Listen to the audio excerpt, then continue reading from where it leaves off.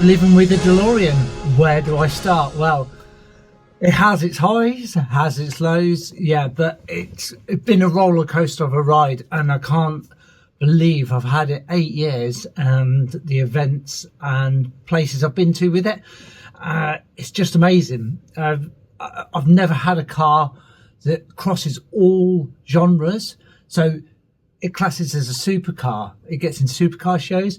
It also gets into 80s shows, American. It could be anything, any show, any event. It seems to cross all of those genres of cars. And wherever I go, the reaction is just amazing. It's just to see the public's face light up. It makes all the hours I put into it worth it. DeLorean ownership, I can't recommend it enough. So if you're a person that doesn't want to be noticed, it's a little bit more difficult because you will get stopped everywhere. You go to a petrol station, you're there for half an hour because everyone's taking photos and wants to ask you about it. It's normally the same questions, but I think you become an ambassador for the brand. I think to kind of just shun them away or move them on quick, it's not really the done thing, because some people have never come across one, they've never seen one, they've never seen a DeLorean in real life, they may be on TV, but that is it. To see one in front of them, they just want to ask questions and be part of it. I try, well, I do.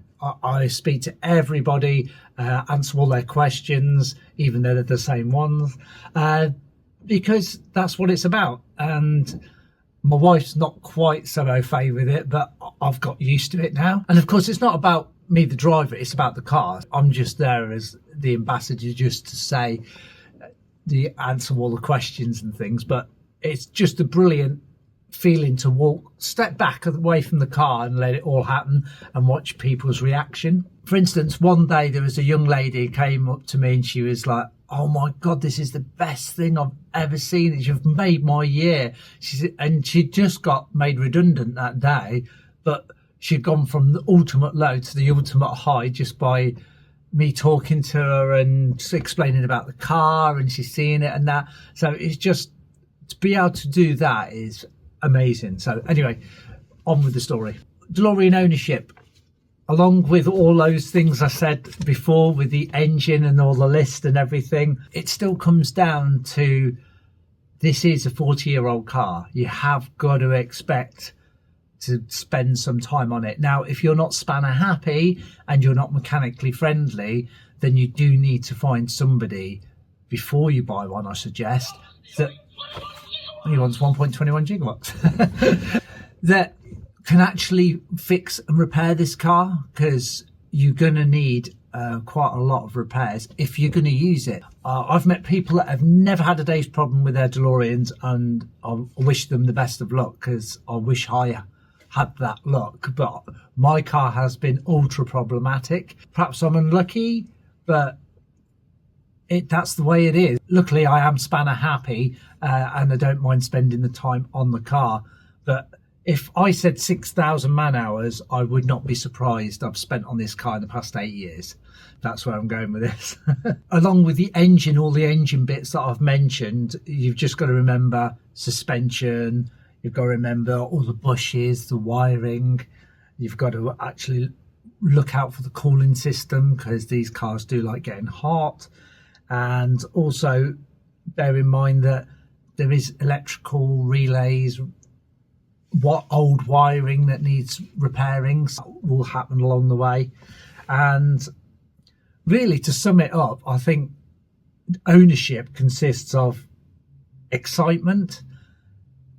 It's a unique experience, and it's got movie car status with the public. And that's the reason why I changed mine over to the Back to the Future car, because people just love to see the hoverboard and the Marty McFly's cap and all the time circuits and all the features. And to me, it's brought the passion for the DeLorean car and the film together. But it will break down. Well, in my case it will. Hopefully in yours it won't. But just bear in mind everything I've said in the past videos. Just bear in mind that it is an old car. it did have inherent problems. Once you've overcome those, it could be plain sailing from then on in, but until then, stick with it.